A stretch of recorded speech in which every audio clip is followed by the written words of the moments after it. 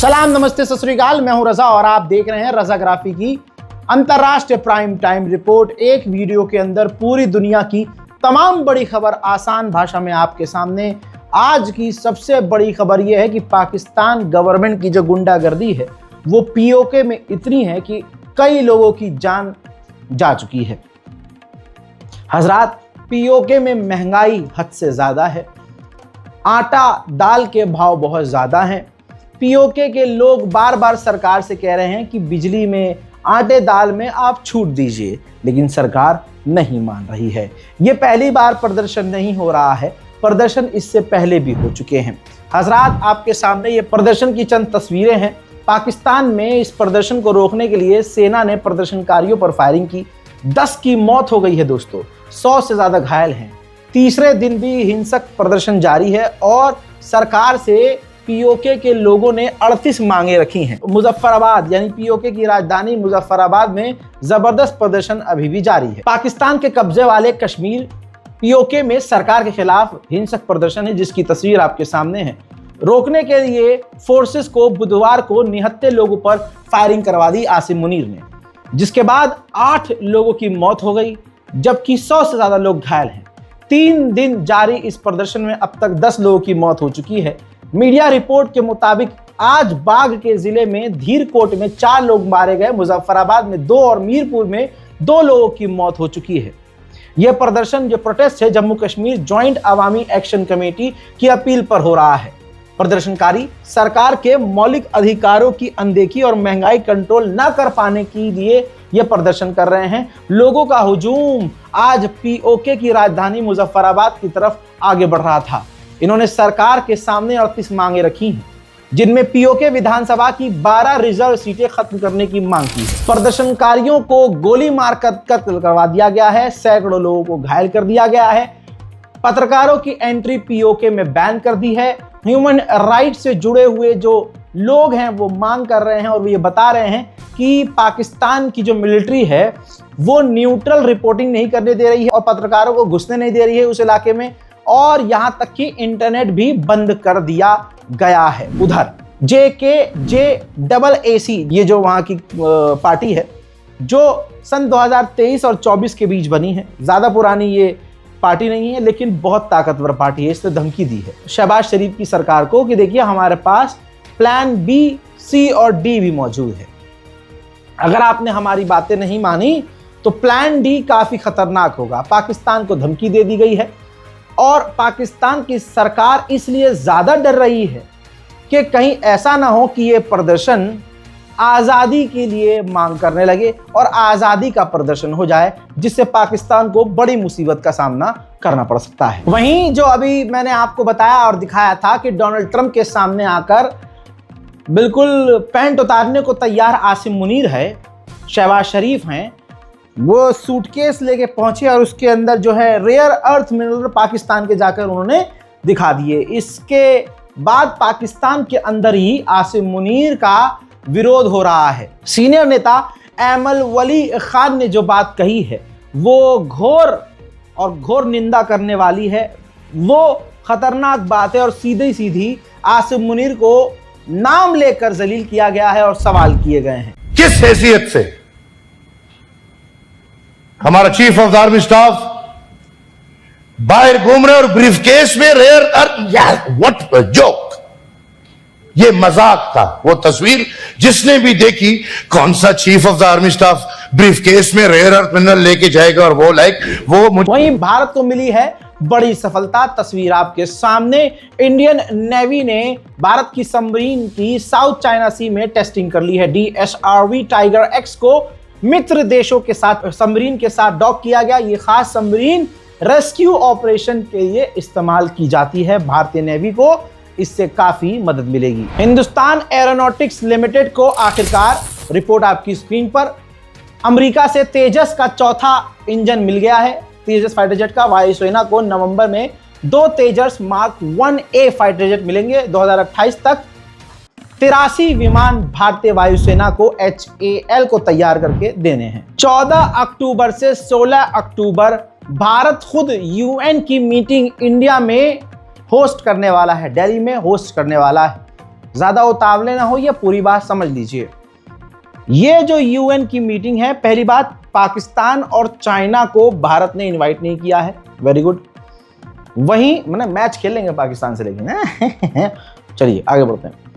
उधर ये जो यूएन की मीटिंग है, ये किसी और चीज के लिए नहीं है।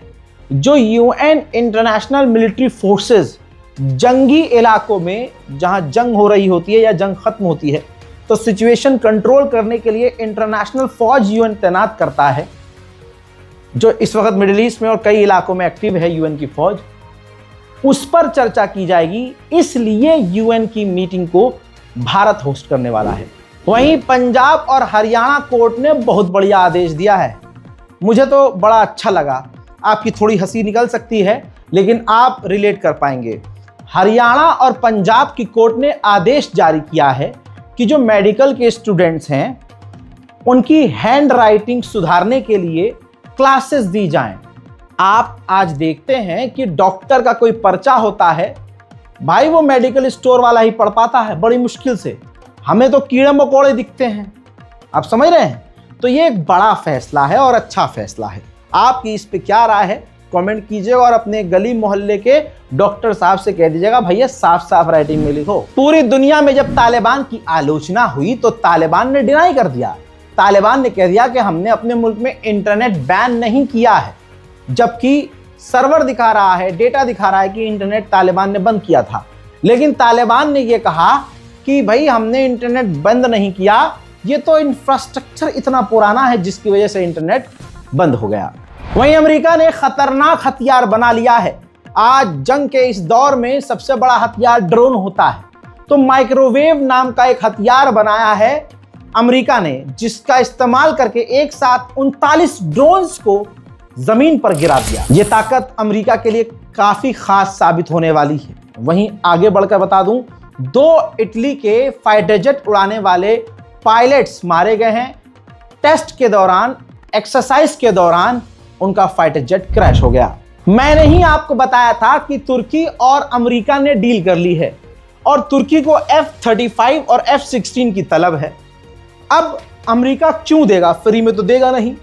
ऐसे में अब खबर आ गई है कि S-400 जिससे चिढ़ता है अमेरिका, जो S-400 तुर्की के पास है, तुर्की उस S-400 को डिसमेंटल कर देगा, यानी उसको बेकार कर देगा, उसका इस्तेमाल नहीं करेगा, जिसके बाद अमेरिका F-35 तुर्की को देगा। उधर ब्रिटेन के न्यूज चैनल ने बड़ा खुलासा किया। उन्होंने बताया, क्लेम किया कि जब रॉयल नेवी फोर्स यानी ब्रिटेन की नेवल फोर्सेस जब बिल्कुल ताइवान के करीब से गुजर रही थी, तो चाइनीज फाइटर जेट ने उनके ऊपर, यानी किसके ऊपर, ब्रिटेन के नेवल फोर्सेस के ऊपर हमला करने का ट्राई किया। गनीमत यह है कि उन्होंने हमला नहीं किया, लेकिन चीन के फाइटर जेट ने लगभग ब्रिटेन के नेवल को घेर लिया था। दुनिया में खतरनाक खेल कितना हो रहा है, कोई देश सेफ ही नहीं है भाई। साउथ अफ्रीका का एम्बेसडर जो फ्रांस में था, वो अपने होटल के बाहर मरा हुआ पाया गया है और एक दिन पहले ही उनकी पत्नी लापता हो गई थी। फ्रांस की सिक्योरिटी, फ्रांस सेफ देश है, ये है सेफ देश। उधर मोरक्को के अंदर भी जेंजी प्रोटेस्ट पहुंच गया और ऐसा प्रोटेस्ट हुआ, तस्वीर देखिए कि भाई वहां मोरक्को है भाई, मतलब वहां तानाशाही तो एक्सट्रीम लेवल पर है। वहां पर फिर पुलिस ने उन प्रदर्शनकारियों को खदेड़ते हुए कईयों को गोली मार दी। कहा जा रहा है कि दर्जनों युवा मारे गए हैं। अब भारत सही रास्ते पर आया है, ट्रंप धमका रहा है, लेकिन हमें यही उम्मीद है कि भारत सरकार डोनाल्ड ट्रंप की धमकियों को किनारे करेगी। अच्छी खबर यह है कि 63 रूस से फाइटर जेट, रूस के Su-57, ये मॉडल का नाम है Su-57, तादाद 63 फाइटर जेट भारत रूस से लेने की सोच रहा है। तालिबान ने कह दिया कि हमने इंटरनेट बंद नहीं किया है, लेकिन इस सबूत को देखिए। अफगानिस्तान के लोग क्योंकि नेट नहीं है, इंटरनेट नहीं चला पा रहे हैं, तो वो अपनी गाड़ियों से पाकिस्तान के बॉर्डर के करीब जाकर पाकिस्तान के नेटवर्क से इंटरनेट चला रहे हैं। वहीं वेनेजुएला के राष्ट्रपति ने ऐलान किया है कि हम किसी के पपेट नहीं बनेंगे, ना हम किसी के गुलाम बनेंगे। Que hoy la opción no es entre patria o muerte, es entre independencia y colonia, entre esclavitud y pueblos libres. Y les puedo asegurar, con mi vida y con la vida de todo un país, que jamás seremos patio trasero, colonia ni esclavo de ningún imperio supremacista. Ni hoy, ni mañana, ni nunca esclavo ni colonia de nadie.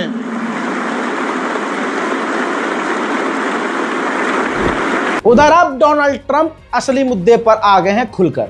Donald Trump ने Venezuela के राष्ट्रपति से सीधी मांग की है कि resign दे दो। अब वक्त है यूक्रेन और रूस का अपडेट देने का। दोस्तों, इसी वीडियो के अंदर इसलिए दे रहा हूं ये जानकारी ताकि पुरानी ना हो जाए और आपका समय बच जाए। फ्रांस ने रूस के खिलाफ सबसे बड़ा कदम ये उठाया कि रूस के एक समुद्री जहाज को सीज कर लिया और उस पर जो रूसी कर्मचारी थे सबको गिरफ्तार कर लिया। वहीं फ्रांस के राष्ट्रपति इमैनुअल मैक्रोन ने धमकी दी है कि हम जवाब देने की तैयारी में हैं और जवाब रूस को देने वाले हैं जो रशिया एयर वायलेशन हमारे नेटो के देशों की कर रहा है। रूस का नुकसान तगड़ा हो रहा है। रशिया ने अपनी 40% ऑयल रिफाइनरी बंद कर दी है।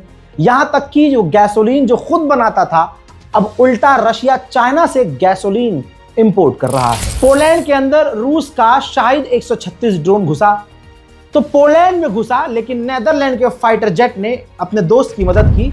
आपकी स्क्रीन पर ये वही फाइटर जेट है नेदरलैंड का जिसने रूस के शायद 136 ड्रोन को मार गिराया। एक ड्रोन को मार गिराया तो वहां देखिए उसने अपने फाइटर जेट पर नेदरलैंड ने पायलट ने एक ड्रोन की फोटो जो है स्टिकर लगा दिया। ये साइन होता है कि क्योंकि एक मारा है तो उन्होंने एक स्टिकर चिपकाया है। जितने वो मारेंगे इसी तरह से नंबर्स के हिसाब से स्टिकर्स ऐड करते रहेंगे रूस को चिढ़ाने के लिए। अब नाम आया है भारत के बाद ताइवान का। ताइवान भारी मात्रा में, बहुत ज्यादा मात्रा में रूस से क्रूड ऑयल इंपोर्ट कर रहा है। वहीं जो बात मैंने कल बताई थी, तस्वीर आपके सामने है। नेदरलैंड के अंदर यूरोप यूनियन काउंसिल समिट शुरू हो चुका है दोस्तों, जिसके अंदर यूरोप के लगभग तमाम देश पहुंचे हुए हैं। वहीं यूक्रेन ने रूस की ऑयल रिफाइनरी पर एक बार फिर से बड़ा और कामयाब हमला किया।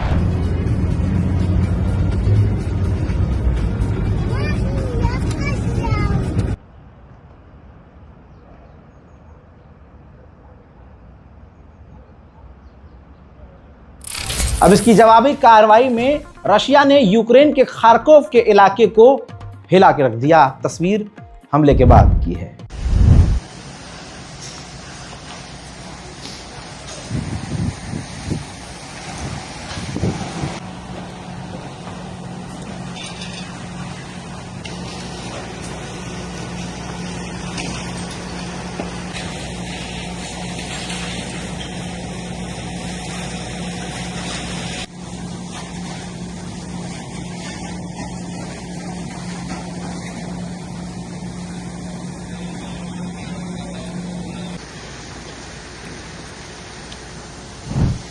रोमानिया अपने साथी यूक्रेन को बचाने के लिए ऐलान कर चुका है।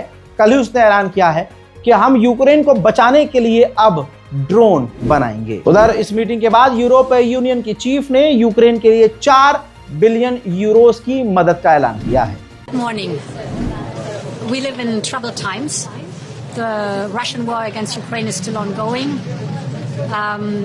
We see that Russia is testing our resolve.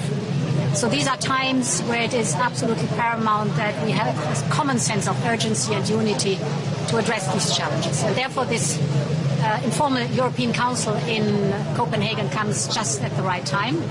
We're going to discuss 2 topics. One is defense and the other one is Ukraine. On defense, my commission has prepared a scoping paper.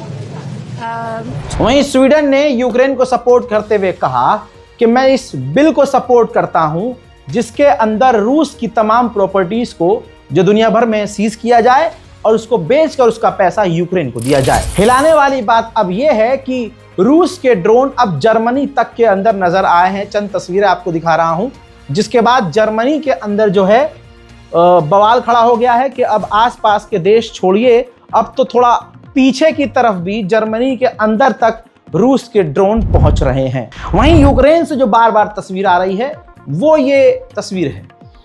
Ukraine के सैनिक सड़कों से, घरों में घुसकर, colleges से, market से Ukraine के लोगों को जबरदस्ती किडनैप करके यूक्रेन की सेना में भर्ती कर रहे हैं। उधर एक बार फिर से यूक्रेन का एक समुद्री ड्रोन तुर्की के करीब पहुंच गया, जिसे तुर्की की नेवी ने समुद्र में ही मारकर उड़ा दिया।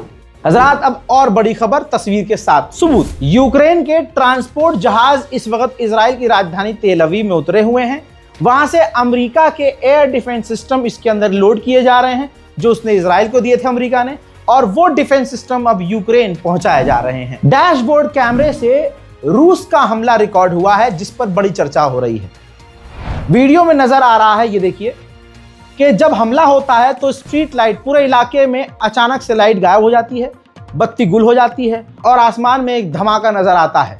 यानी रशिया कोई ऐसी टेक्नोलॉजी का इस्तेमाल कर रहा है कि जब वो हमला करता है तो कुछ सेकंड पहले उस इलाके की बत्ती गुल हो जाती है। अंतर्राष्ट्रीय प्राइम टाइम रिपोर्ट में आज और अभी के लिए इतना ही दोस्तों। इस रिपोर्ट को शेयर जरूर कीजिएगा, चैनल को सब्सक्राइब कीजिए, अपनी राय कमेंट सेक्शन में जरूर लिखिए। मैं हूं रजा और आप देख रहे थे रजाग्राफी अनस्क्रिप्टेड। जय हिंद।